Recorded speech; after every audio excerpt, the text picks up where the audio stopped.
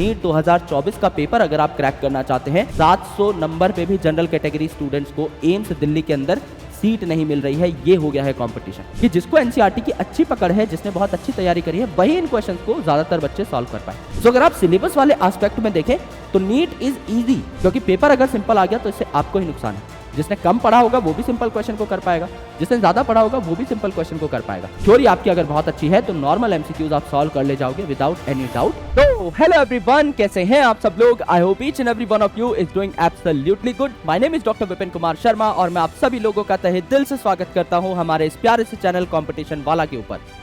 आज हम लोग एक बहुत इंपॉर्टेंट सवाल के ऊपर डिस्कशन करने जा रहे हैं कि क्या नीट 2024 का पेपर नीट 2023, 22, 21 के पेपर से ज्यादा टफ होने वाला है? इफ यस देन क्यों, इफ नो देन क्यों?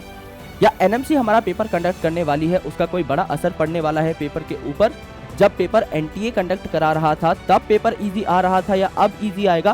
स्टूडेंट्स के मन में काफी सारे सवाल हैं एंड पिछले कुछ हफ्तों से ये सवाल हम तक पहुंच रहे हैं। It becomes really important to cater all these things in a practical and logical way. अगर आप इस वीडियो को पूरा देखते हैं, मैं आपको अश्योर करता हूं कि आपको सारी चीजें बहुत ही लॉजिक से समझ में आ रही होंगी और बकायदा आपको यह भी पता लग रहा होगा कि नीट 2024 का पेपर अगर आप क्रैक करना चाहते हैं तो आपको अपनी स्ट्रेटजी में क्या बदलाव करने पड़ेंगे, क्या चेंजेस करने पड़ेंगे, जिससे आपका जो आउटकम है वो और ज्यादा बेहतर हो जाए, जिससे आपका पेपर के अंदर आउटपुट जो है वो और ज्यादा बेहतरीन हो जाए। So let's start this video and let's first try to understand in very small pointers that what makes an competitive examination hard। अगर आप कहते हैं कि यूपीएससी का पेपर हार्ड है, अगर आप कहते हैं कि जेईई का पेपर हार्ड है, अगर आप कहते हैं कि नीट का पेपर हार्ड है, तो आखिर इन पेपर को हार्ड कहा क्यों जाता है? What are the different reasons behind calling these papers hard? So there are different parameters which you need to understand। एक एक पैरामीटर को मैं आपको यहाँ पर डिकोड करके समझाऊंगा एंड कुछ थ्योरेटिकल पैरामीटर्स और हैं जो एक पेपर को हार्ड या इजी बनाते हैं। सबसे पहला जो पैरामीटर है वो है आपका सिलेबस। अब सिलेबस एक पेपर को कैसे हार्ड या आसान बनाता है, इसके लिए मैं दो एग्जांपल्स लूंगा। पहला एग्जांपल हमारे नीट एग्जामिनेशन का ही एंड दूसरा एग्जांपल आपका यूपीएससी एग्जामिनेशन का या फिर किसी और एग्जामिनेशन का जहां पर करंट अफेयर एक बहुत ही ज्यादा स्ट्रिक्ट पार्ट है। अब इन दोनों एग्जामिनेशंस में क्या फर्क है? अगर हम नीट की बात करें then there are 3 different subjects. आपको पता है कि यहाँ पर आपके 3 सब्जेक्ट्स हैं, फिजिक्स, केमिस्ट्री एंड बायोलॉजी। और आपको बहुत अच्छे तरीके से पता है कि करिकुलम यहाँ पर किससे बनता है? एनसीईआरटी से बनता है। यानी आपका पेपर जो है वो एनसीईआरटी के चैप्टर्स से बाहर नहीं जाएगा। अगर आप 38 चैप्टर्स देखोगे एनसीईआरटी के इंडेक्स में तो एक भी क्वेश्चन ऐसा नहीं होगा जो आउट ऑफ द बॉक्स पूछ लिया जाए। आपका सिलेबस बहुत ही ज्यादा डिफाइंड है और बहुत प्यारे तरीके से डिफाइंड है and you are very much aware of that. तो जाहिर सी बात है यहां पर क्वेश्चन बाहर उछल जाने की पॉसिबिलिटी काफी कम होती है, which makes NEET easy in terms of the paper quality. कि आपका एक डिफाइंड सिलेबस है, वही आपको बार बार पढ़ना होता है, वही आपको याद रखना होता है, उसी पैटर्न पे आपको क्वेश्चन सॉल्व करने होते हैं, उन्हीं चीजों को आपको बार बार रिपीट करके समझना होता है। तो आप कह सकते हो कि हाँ मैंने सिलेबस को 5 बार पढ़ा है और अब मैं नीट पेपर को फोड़ने जा रहा हूं। So there is a sense of surety and security कि आपने अगर ये डिफाइंड बुक्स पढ़ ली हैं तो आपका सिलेक्शन हो जाएगा। बट अगर हम एक कॉन्ट्राडिक्टरी केस लें तो यूपीएससी में ऐसा कुछ नहीं है। The static syllabus is very less and the dynamic syllabus is very very very huge. अगर आप देखेंगे तो हर दिन जो चीजें हो रही हैं करंट अफेयर्स के अंदर वो ऐड होती जा रही हैं in the UPSC syllabus and उन चीजों में काफी डेप्थ होती है। एक दिन में हमारा देश इतना बड़ा है कि इसमें काफी सारे इवेंट्स होते हैं। If you will think about the international relationships तो ऐसी काफी सारी चीजें हैं जो इंटरनेशनल लेवल पर हो रही हैं जो किसी अलग सेंस में इंडिया को इंपैक्ट कर सकती हैं, पॉजिटिव भी नेगेटिव भी। तो आपको एक क्रिटिकल एनालिसिस की जो स्किल है वो आनी चाहिए, प्लस एक समुंदर जैसा सिलेबस है जो आपका इंतजार कर रहा है।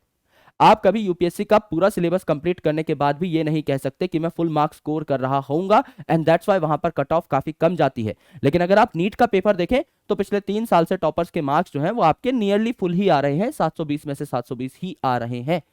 सो अगर आप सिलेबस वाले एस्पेक्ट में देखें तो नीट इज इजी। मैं वैसे नहीं कह रहा कि इजी है, लेकिन एक डिफाइंड सिलेबस है। अगर आप इसको कर लेते हो तो आपको बहुत मजा आ जाएगा, जो कि हमारे लिए एक प्लस पॉइंट है। आगे नेगेटिव पॉइंट क्या है? Acceptance ratio. एक्सेप्टेंस रेशियो क्या होता है? एक्सेप्टेंस रेशियो मतलब किसी भी कॉम्पिटिटिव एग्जामिनेशन के अंदर सीट्स कितनी है और कितने स्टूडेंट्स इस एग्जामिनेशन को दे रहे हैं, that is basically called as the acceptance ratio. अगर आप लास्ट ईयर के डायनेमिक्स की बात करें तो हमारे नीट के पेपर में लगभग 21 लाख स्टूडेंट्स ने पेपर भरा था, 20,87,000 स्टूडेंट्स ने पेपर भरा था, और गवर्नमेंट मेडिकल कॉलेज की जो सीट्स है एमबीबीएस के लिए स्पेसिफिकली वो लगभग 50,000 के आसपास है ना। तो आपका एक्सेप्टेंस रेशियो काफी कम हो गया। अगर आप देखेंगे तो एक्सेप्टेंस रेशियो यहां पर कम हो गया, which makes the paper more tougher. Why? Because each and every year the number of aspirants are increasing. अगर आप पिछले 3 साल का डेटा निकाल करके देखोगे तो 16 से 18 लाख और 18 से 20 लाख से भी ज्यादा बच्चे इस पेपर को देने के लिए आ रहे हैं, इस पेपर का एप्लीकेशन फॉर्म फिल कर रहे हैं। यानी इस साल जो है आपका लगभग 22 लाख से 23 लाख के बीच में एक नंबर आपको देखने को मिलेगा। सीट्स उतनी ज्यादा नहीं बढ़ रही है, लेकिन नंबर ऑफ अपीयरिंग स्टूडेंट्स आपके निरंतर बढ़ते जा रहे हैं, जो कि एक्सेप्टेंस रेशियो को क्या कर रहे हैं, कम कर रहे हैं। सीट्स आपके उस रेंज में नहीं बढ़ रही हैं जिस रेंज में आपके स्टूडेंट्स बढ़ रहे हैं, तो एक्सेप्टेंस रेशियो कम हो रहा है, which makes the competition more tough. Cut off निरंतर बढ़ती जा रही है। मैं आपको एक पूरा एनालिसिस दिखाऊंगा, बहुत डिटेल्ड एनालिसिस, कि भाई आपकी कट ऑफ जो है वो किस तरीके से बढ़ रही है। पहले 600 नंबर पे जितनी रैंक आती थी, अब 600 नंबर पे उतनी रैंक नहीं आती, उससे काफी पीछे रहेंगे आप। 3 साल पहले, 2 साल पहले आपका जो एनालिसिस आप लगा पाते थे, अब वो एनालिसिस काम नहीं करेगा। 700 नंबर पे भी जनरल कैटेगरी स्टूडेंट्स को एम्स दिल्ली के अंदर सीट नहीं मिल रही है, ये हो गया है कंपटीशन। जबकि अगर आप 5 साल पीछे जाएंगे तो 687 नंबर, 690 नंबर पे तो ऑल इंडिया फर्स्ट रैंकर होता था। यानी 700 नंबर पे तो आप ये कहते थे कि एम्स दिल्ली तो क्या, आपको कोई भी अपने मनपसंद का कॉलेज जिस पे आप उंगली रखेंगे वो फिक्स हो जाएगा। लेकिन अब अनसर्टेनिटी आ चुकी है, क्योंकि यहां पर कट ऑफ जो है ये निरंतर बढ़ती जा रही है। एंड लास्ट जो यहां पर सबसे बड़ा रिटर्न पैरामीटर है वो है पैटर्न एंड एम्बिग्यूटी। पैटर्न जो है, अगर मैं आपको पिछले 3-4 साल का पैटर्न दिखाऊंगा जो कि मैं डिकोड करूंगा आपके सामने, आपको पैटर्न में चेंजेस मिलेंगे। पहले जैसे क्वेश्चंस आते थे अब वैसे क्वेश्चंस नहीं आते। पहले जिस प्रकार की चीजें आपको देखने को मिलती थी पेपर में, अब उससे डिफरेंट चीजें देखने को मिलती हैं। एंड एक एम्बिग्यूटी भी है कि अगले साल क्या आएगा। There is some uncertainty in the paper, जो आपको रात में जगा के रखती है कि अरे यार अगले नीट के अंदर क्या देखने को मिलेगा हमें, ये हमें थोड़ा सा डिकोड करना पड़ेगा, समझना पड़ेगा। एंड इसके बाद अगर आप देखें तो आपका एक और पैरामीटर जो आप लिख सकते हो यहां पर, वो है आपके रिसोर्सेज। आजकल रिसोर्सेज काफी ज्यादा बढ़ चुके हैं, यानी हर स्टूडेंट के पास अनलिमिटेड एक्सेस है किसी भी चीज का, चाहे वो अनलिमिटेड वीडियोस हो, चाहे वो अनलिमिटेड टेक्स्ट मटेरियल हो, चाहे वो अनलिमिटेड क्वेश्चन हो। उनके बीच से सबसे बेस्ट रिसोर्सेज कैसे निकाल कर लेकर आनी है, that is basically your thing, that is basically your call. ठीक है। एंड आपका अल्टीमेटली खुद का माइंडसेट क्या है, वो तो आपके लिए किसी ना किसी पेपर को टफ या इजी कर ही रहा होता है। तो माइंडसेट यहां पर एक पर्सनल एक पैरामीटर अगर आप देखो तो उसमें सबसे इंपॉर्टेंट रोल अदा करता है कि आप एक पेपर को किस तरीके से देखते हो, आपका किसी पेपर को देखने का नजरिया क्या है। तो उसके ऊपर भी हम लोग चर्चा कर रहे होंगे। सबसे पहले मैं आपको एक एनालिसिस दिखाता हूं जो मैंने यहां पर बना रखा है, तो इसको बहुत प्यार से देखिएगा, इससे आपको काफी सारी चीजें जो है वो समझ में आएंगी और आपके काफी सारे डाउट्स भी क्लियर होंगे। अगर आप 2020 से 2023 तक के रजिस्टर्ड नंबर ऑफ स्टूडेंट्स को, नंबर ऑफ सीट्स को, एक्सेप्टेंस रेशियो को यानी एआर को, और 600 नंबर पे जो रैंक आई थी, इनको कंपेयर करोगे तो आपको एक आइडिया यहां पर देखने को मिल जाएगा कि क्या हुआ है। देखिए यहां पर अगर आप देखेंगे तो पहले 16 लाख बच्चों ने 2020 में आपका एप्लीकेशन फॉर्म भरा था, फिर लगभग 16.5 लाख ने, फिर 18.5 लाख ने, और फिर आपका लगभग 20.5 लाख ने। यानी यहां पर अगर आप देखेंगे पिछले 2 साल से आपका 2 लाख स्टूडेंट्स का जंप जो है आपको यहां पर देखने को मिल रहा है। नंबर ऑफ सीट्स आपकी उस रिस्पेक्ट में उतनी नहीं बढ़ी है। अगर आप देखेंगे 2020 में तो आपका 83,000 के आसपास सीट्स थी और अभी 92,000 के आसपास सीट्स हैं, राइट। यानी अगर आप एक्सेप्टेंस रेशियो निकालेंगे तो पहले अगर इतनी सीट्स मिल रही थी इतने स्टूडेंट्स को तो लगभग 5% का एक्सेप्टेंस रेशियो आ रहा था, लेकिन अब इतने स्टूडेंट्स जो अप्लाई कर रहे हैं उस पर इतनी सीट है तो लगभग 4.5% का एक्सेप्टेंस रेशियो आ रहा है। यानी कि नंबर ऑफ कैंडिडेट्स बढ़ रहे हैं तो आपका कंपटीशन टफ हो रहा है। नंबर ऑफ सीट्स बढ़ रही हैं पर उतनी ज्यादा नहीं बढ़ रही, यानी कंपटीशन टफ हो रहा है। एक्सेप्टेंस रेशियो घट रहा है, यानी आपका कम बच्चों को सीट्स मिल पाएंगी, यानी आपका कंपटीशन यहां पर बढ़ रहा है। और ये चीज थोड़ी सी उल्टी हो गई, यहां पर ये जो 20,000 नंबर है ये यहां पर होगा, 20,000 नंबर है ये यहां पर होगा, अराउंड 21,000 के आसपास नंबर यहां पर होगा, एंड 28,000 नंबर आपका यहां पर होगा। यानी अगर आप देखें तो पहले 600 नंबर पे आपकी 20,000 के आसपास रैंक आती थी, लेकिन अब 600 नंबर पे आपकी 28,000 के आसपास रैंक आती है ना। एक नंबर पे आपके काफी सारे स्टूडेंट्स हो सकते हैं, तो ये एक इसीलिए हम लोगों ने अप्रोक्सीमेट का साइन लगाया हुआ है, these are your approximate ranks, ठीक है। यानी कि पहले अगर आपकी 600 नंबर पे 20,000 रैंक आ रही थी, आपको वो कॉलेज मिल जाएगा जो 20,000 रैंक पे मिलता है, तो अब आपकी उतने ही नंबर पे रैंक खिसक चुकी है, पीछे आ चुकी है। अब आपको अगर 20,000 रैंक लानी है तो 600 नंबर नहीं लाने पड़ेंगे, 620 नंबर लाने पड़ेंगे। यानी अब आपको सेम सीट को लेने के लिए ज्यादा नंबर लाने पड़ रहे हैं, यानी आपकी यहां पर आप क्या कह सकते हैं, कट ऑफ बढ़ी है। तो यहां पर अगर आप सारी चीजें देखेंगे ना, तो वो आपकी एक तरीके से क्या कर रहे हैं, कंपटीशन को बढ़ा रहे हैं। चाहे रजिस्टर्ड स्टूडेंट्स का बढ़ना हो, जिसकी वजह से कंपटीशन बढ़ता है, नंबर ऑफ सीट्स बढ़ी पर उतनी नहीं बढ़ी, जिसकी वजह से कंपटीशन आपका और बढ़िया हुआ, एक्सेप्टेंस रेशियो आपका कम हुआ, जिसकी वजह से कंपटीशन आपका बढ़ा, एंड कट ऑफ आपकी बढ़ गई। एंड सबसे इंपॉर्टेंट चीज जो हमारा 5वां पैरामीटर था, वो था आपका पेपर का लेवल, पेपर के क्वेश्चन के पैटर्न के अंदर बदलाव। वो आप यहां पर देखिए कि किस तरीके से चेंज हुआ है। अगर आप देखेंगे 2020 में 90 में से 69 क्वेश्चन जो थे ये आपके नॉर्मल एमसीक्यूज थे, जैसे आपसे पूछे जाते हैं, एक क्वेश्चन उसके 4 ऑप्शंस और आपको एक ऑप्शन क्लिक करना है। Very easy type of questions were asked in 2020 paper. Match the following आपके 17 थे यहां पर, है ना। और यहां पर एमएसक्यू यानी multiple select questions. Multiple select questions मतलब आपको एक क्वेश्चन दे रखा है, उसके नीचे काफी सारे ऑप्शन है, नीचे पूछ लेगा कि which of the following are incorrect, only A and B, A B and C, A C and D, या which of the following are most correct, A B and C and D, none of the above. इस प्रकार के जो questions हैं जहां पर answer एक से ज्यादा हो सकता है, एक से ज्यादा स्टेटमेंट आपकी सही हो सकती है, एक से ज्यादा स्टेटमेंट आपकी गलत हो सकती है, इन्हें हम मल्टीपल सिलेक्ट क्वेश्चन कह रहे हैं। और ये यहां पर आने शुरू हो चुके थे, 4 नंबर इनका आपको देखने को मिला था। और असर्शन रीजन जिन्हें हम एआर लिख रहे हैं, और स्टेटमेंट बेस्ड जो स्टेटमेंट 1 और स्टेटमेंट 2 करके आपसे पूछे जा रहे हैं कि only statement A is correct, only statement B is correct, both are correct, both are incorrect, ये जो क्वेश्चन आ रहे हैं ये 0 आए थे। यानी 2020 में स्टेटमेंट बेस्ड क्वेश्चंस का पेपर के साथ कोई लेना देना नहीं था। असर्शन रीजंस आपके सिर्फ एम्स में पूछे जा रहे थे, जब तक एम्स का आखिरी बार पेपर हुआ था 30% पेपर असर्शन रीजन का क्वेश्चन जो है वहां पर पार्ट बना रहा था, लेकिन अब ये क्वेश्चंस आने बंद हो गए थे। अब नई चीज आपको क्या देखने को मिली कि 2021 में आउट ऑफ 100 75% क्वेश्चन तो आपके नॉर्मल ही थे, मैच द फॉलोइंग भी लगभग आपके बराबर ही थे। आपके यहां पर जो बढ़े ये है एमएसक्यूज, एंड आपके यहां पर जो बढ़े ये है असर्शन रीजन और स्टेटमेंट बेस्ड, दोनों आपके एक एक जो है पूछे गए थे। यानी यहां पर अब एक नई चीज देखने को मिली कि असर्शन रीजन और स्टेटमेंट बेस्ड पर ज्यादा ध्यान जाने लगा है पेपर कमेटी का। अगले बार देखो 2022 में 100 में से 68 क्वेश्चंस, यानी ये आपके 75 से 7 कम हो गए 100 क्वेश्चंस में से, ये आपके कम पूछे जाने लगे। आपके मैच द फॉलोइंग है, ये भी ठीक ठाक आपके टक्कर के पूछे जा रहे थे, ये कम पूछे जाने लगे। एमएसक्यू यानी मल्टीपल सिलेक्ट क्वेश्चन जो है ये मैच द फॉलोइंग के टक्कर के पूछे जाने लगे।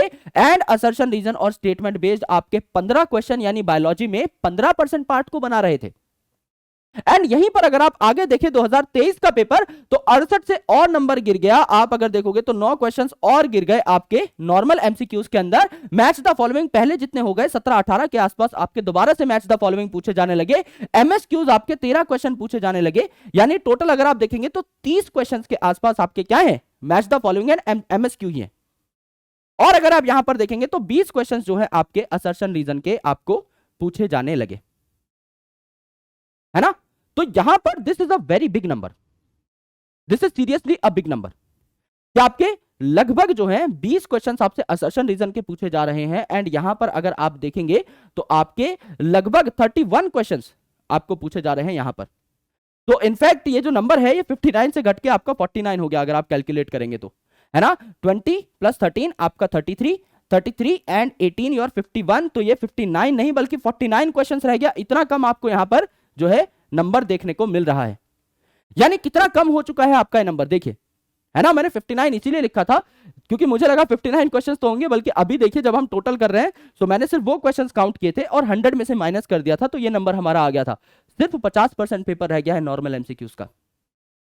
50% क्वेश्चंस आपके अलग से आ रहे हैं, चाहे असर्शन रीजन हो, चाहे स्टेटमेंट बेस्ड हो, चाहे आपके मैच द फॉलोइंग हो, चाहे आपके मल्टीपल सिलेक्ट टाइप हो, और 2 क्वेश्चंस इनमें से और आपके अलग थे जो हायरार्की बेस्ड थे। हायरार्की बेस्ड मतलब आपको जैसे ग्लाइकोलाइसिस दे दी, आपको 4 रिएक्शंस दे दिए, आपको ये बताना है पहले कौन सा आता है बाद में कौन सा आता है, यानी चीजों को एक पर्टिकुलर सीक्वेंस में लिखना, that is hierarchy based questions.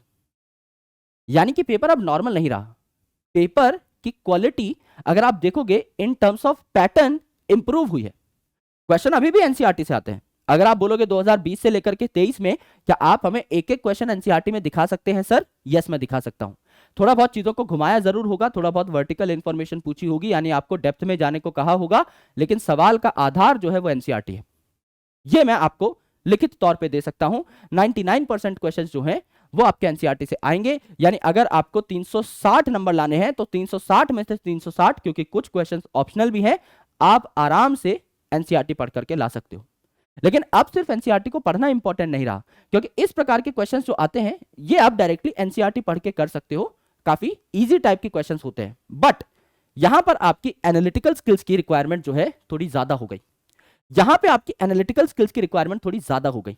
Match the following are very easy. अगर आपको 4 में से कोई 2-3 भी पकड़ में आ जाते हैं तो आप इजीली कंक्लूड कर सकते हो कि आंसर क्या होगा। तो इनको हम इजी सेक्शन के अंदर रखेंगे, लेकिन इनको हार्ड सेक्शन में अगर हम रखें तो पहले हार्ड सेक्शन में आपके कितने 8 सवाल आ रहे थे, फिर 25 सवाल आ रहे थे, इस बार देखो आप 33 सवाल आए हैं। यानी हार्डनेस जो है पेपर की इन टर्म्स ऑफ पैटर्न बढ़ रही है, एनसीईआरटी से बाहर नहीं आएगा। तो आपको अब एनसीईआरटी को बार बार निरंतर पढ़ना होगा, प्लस आपको इस तरीके के क्वेश्चंस की प्रैक्टिस करनी होगी, तब जाके आपका काम चलेगा। प्लस एक चीज के लिए आपको एक ही रिसोर्स चाहिए, यानी अगर आप देखें तो पेपर तो सारा एनसीईआरटी से आएगा। अब आपको क्या करना है, असर्शन रीजन ज्यादा सॉल्व करने हैं पहले से, स्टेटमेंट बेस्ड क्वेश्चंस ज्यादा सॉल्व करने हैं पहले से, आपका मैच द फॉलोइंग क्वेश्चन ज्यादा सॉल्व करने हैं पहले से, आपका एमसीक्यू स्टैंडर्ड जो है ये आप पहले जितने करते थे उतने ही सॉल्व कर सकते हो। तो नया पैटर्न जो है ये बेसिकली आपको थोड़ा सा परेशान कर रहा है। whether it is NMC, whether it is NTA, the paper will be from NCERT because every paper has a strict curricula. They have a strict curriculum and वहां से हमें पता लगता है कि पेपर किस प्रकार का आएगा। पेपर के पैटर्न में बदलाव जरूर होंगे, पेपर की रिसोर्स में बदलाव नहीं होंगे। एनसीईआरटी पढ़ोगे, एक एक लाइन समझ में आएगी, एक एक लाइन याद होगी, रिवाइज करोगे, रिकॉल करोगे, you will be able to crack the paper very very easily and very very confidently, specially in biology. Chemistry में भी इस प्रकार के जो क्वेश्चंस हैं वो ज्यादा पूछे जाने लगे हैं, एनालिटिकल क्वेश्चंस ज्यादा आने लगे हैं, क्योंकि अब एक ही किताब है जिससे 10 साल से पेपर बन रहा है, उसी किताब से अगले 5-10 साल पेपर और बनेगा।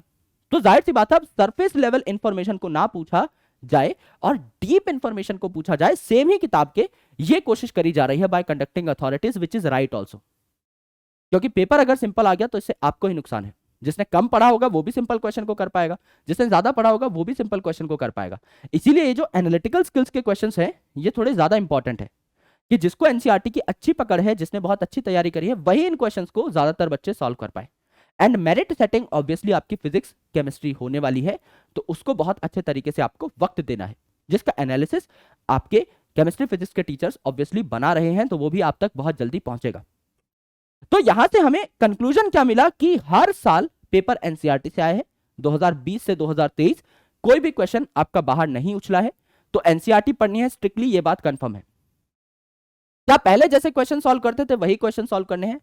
नहीं, थोड़े बहुत आपको एक्स्ट्रा टाइप के क्वेश्चन सॉल्व करने पड़ेंगे। तो आपको ऐसी बुक्स लेनी है प्रैक्टिस के लिए जहां पर असर्शन रीजन, एमसीक्यू और आपके स्टेटमेंट बेस्ड टाइप क्वेश्चन जो है वो ज्यादा दिए गए हों। मैंने भी यही कोशिश की है पिछले 3 साल के पैटर्न को देख के कि अपनी जो बुक है ऑब्जेक्टिव एनसीईआरटी पंच, उसमें बेसिकली हर सेक्शन को मैं अलग कर दूं। तो अगर आप बुक को देखेंगे ऑब्जेक्टिव एनसीईआरटी पंच, जो आपको अमेजॉन या पीडब्ल्यू स्टोर पे मिल जाएगी, अगर आप लोगों ने नहीं ली है then you can get it as a right resource, बहुत अच्छी किताब है। वहां पर हमने क्या किया है, बेसिक जो आपके स्टैंडर्ड एमसीक्यू है इनको अलग रख दिया, रैंक बूस्टर एमसीक्यू को अलग रख दिया, असर्शन रीजन को अलग रख दिया, स्टेटमेंट वाइज को अलग रख दिया, करेक्ट इनकरेक्ट को अलग रख दिया, और आपके मल्टीपल सिलेक्ट और मल्टीपल चॉइस क्वेश्चंस को अलग रख दिया। तो आपको जिस प्रकार के क्वेश्चंस प्रैक्टिस करने हैं टॉपिक वाइज फैशन में, उसी प्रकार के क्वेश्चंस आप सिलेक्ट कर सकते हो। The most important resource is PYQ. पिछले 10 से 12 साल के पेपर अगर आप सॉल्व करना चाहो तो कर सकते हो। मोटा मोटा ये देख लो 2011 से 2023 मैक्स टू मैक्स, उसके पीछे नहीं जाना है। 2010 और उसके बाद के पेपर्स को नहीं करना है। 2011 से 2023 के पेपर, वो भी अगर आप बहुत ज्यादा पेपर सॉल्व करना चाह रहे हो तब it is more than enough. उनके लिए भी एक अच्छी रिसोर्स लेकर आना जरूरी है। सो रिसोर्सेज आजकल दुनिया में बहुत सारी हैं और स्टूडेंट सोचता है कि मैं बहुत ज्यादा पढ़ूंगा तो मैं ज्यादा टॉप मारूंगा। This is wrong. एक रिसोर्सेज को मल्टीपल टाइम आपको ऑप्ट करना है और अच्छे तरीके से उसको रिव्यू करना है, रिविजिट करना है। थ्योरी के लिए बायोलॉजी में ओनली एनसीईआरटी या एनसीईआरटी बेस्ड कोई किताब, बहुत बाहर नहीं जाना है।